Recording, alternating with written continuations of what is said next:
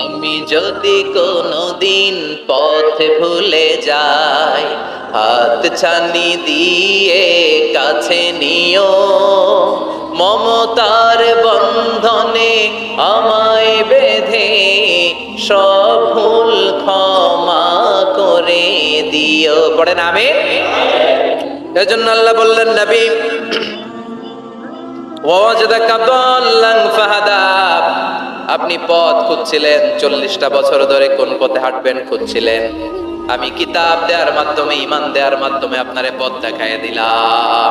মা কুনতা তাদরি মাল কিতাব ওয়ালাল ঈমান, কিতাব কারে কয় আপনি জানতেন না, ঈমান কারে বলে আপনি জানতেন না, আমি আপনারে পথ দেখাইছি।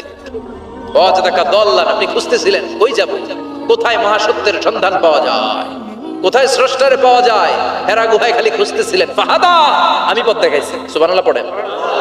তো আপনার টেনশনের কি আছে? যেখানে আপনার বিপদ ওইখানে আমি আছি না নাই?